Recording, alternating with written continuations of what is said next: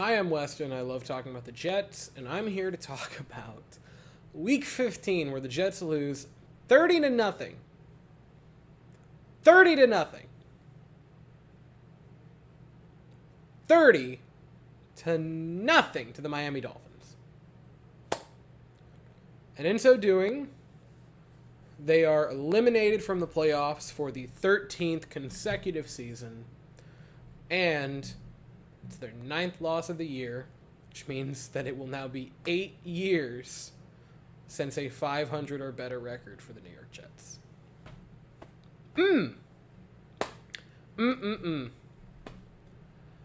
A lot of the time, videos are very important because the box score is not everything.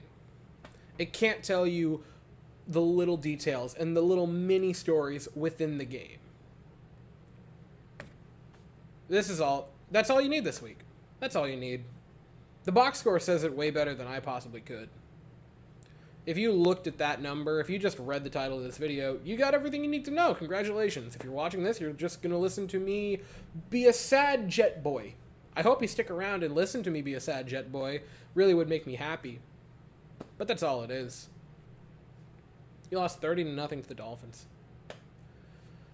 In a game where the Dolphins do not have Tyreek Hill, following a game that when they didn't have Tyreek Hill, the Dolphins offense did not look like the Dolphins offense. Didn't matter today. Tyreek Hill who? Jalen Waddle, baby. Same exact guy. And in a week where the whole story around the Jets, and I would dare say that one of the bigger stories around the NFL world was around the Jets, because Aaron Rodgers, man. He's going to be cleared. He is going to be cleared this week, medically, to play football. Less than 3 months. Well, more than 3 months. Like, dude. Less than 100 days since he tore his Achilles. He's going to be medically cleared to come back. That's unbelievable. That is an unbelievable story for Aaron Rodgers. And I talked at length about how the Jets are the team that broke his will. But then, hey, last week, they get a win. And if you could just beat the Dolphins, if you could go into this game and pull a massive upset, right? But if you can beat them, you get to have a legitimate conversation. A legitimate conversation this week about, all right, do we start Aaron Rodgers against Washington? Do we activate him? Or do we deactivate him for the year because it's irrelevant? You could have had that conversation this week. And in that game, it's not even that you lost, because I can live with that. The Dolphins are a way better team than the Jets are, especially right now with the personnel on the Jets. You couldn't make it close. You couldn't even make it respectable. You got killed, massacred by the Dolphins. It's embarrassing. It's embarrassing for everyone on this team. And you could see Rodgers on the sideline and just how dejected he looked. He wanted to. I honest to God, if they won this game, he would have played next week. You could see it. You could see it on his face as he walked up and down the sideline. He did everything to come back. And in the make or break game, they get beat by 30.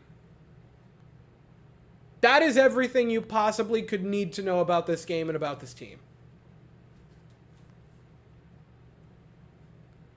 I'm not going to get on the defense for the first touchdown, because I get that it started on the 2-yard line.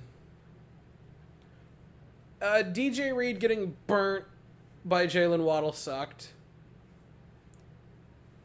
I've already forgotten and tried to forget the third touchdown, the second Mostert touchdown. Doesn't matter. It's irrelevant.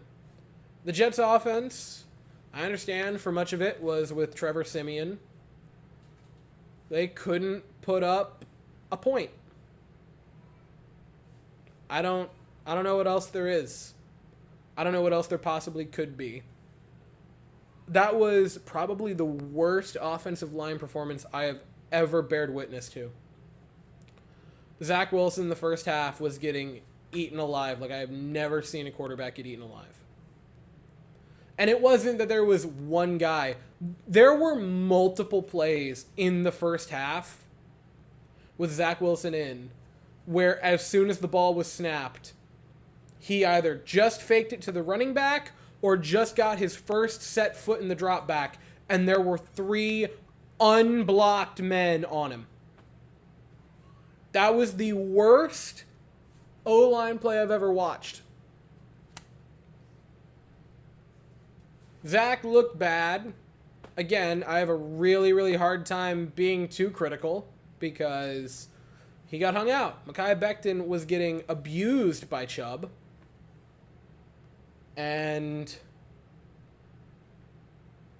Trevor Siemian came in. Did not look great. Think he threw 2 picks and then had a fumble.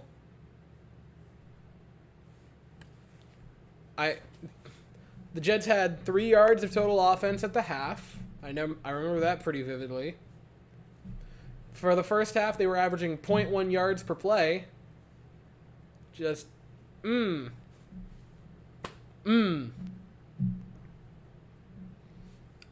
I'm just so dejected. I really thought that they could get up for this game. I really, really did. And that's a lot of coaching. That's a lot on the coaching. The fact that you could see Aaron Rodgers in practice this week looking normal, looking the way he did, knowing he's gone through what he has, and you can't get out of your seat for a game like this to where you're getting caved in at halftime, that's a mental thing, and that is a coaching thing.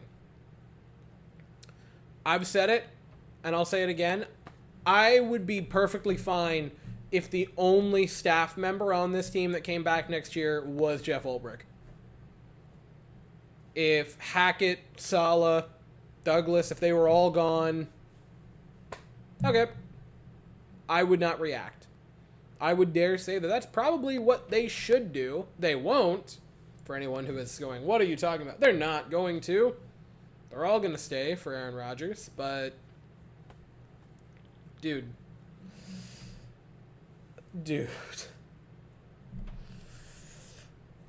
So the last 3 games are irrelevant. I'm not even being pessimistic. They are.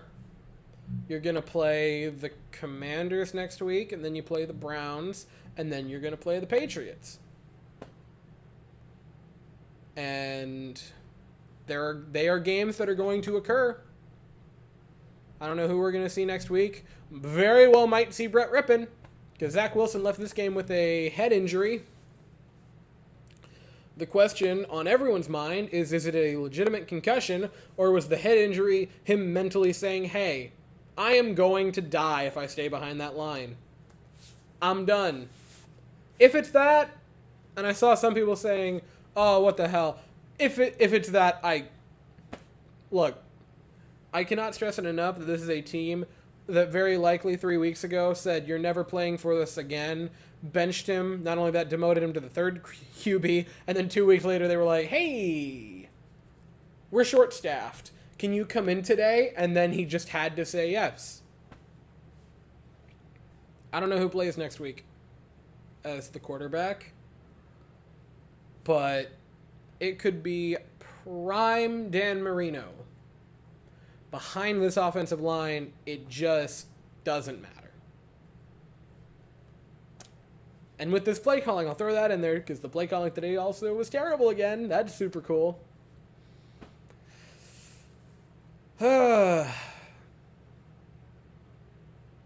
I really thought this was going to be different this year. I really thought it was going to be a year where I didn't have to talk about the drought continuing. Both of them, both the losing season drought and the playoff drought.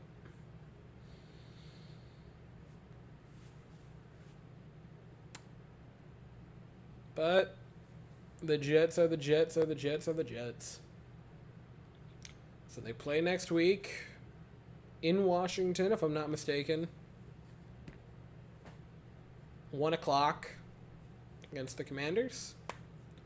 I do not know what time I will be here afterwards to talk about it, because I don't know if you're aware of this, but that's Christmas Eve. And I gotta level with you, the Jets are like the fifth thing on the list of things that I'm gonna be doing on Christmas Eve. So the video is probably in 6th place. I will be here at some point on either the late PMs of the 24th or the early AMs of the 25th. But until then, that is all I have to say. So if you enjoyed this video, please consider to like and subscribe. Thank you all so very much for watching. I hope you all have an absolutely fantastic day, and as always, go Jets.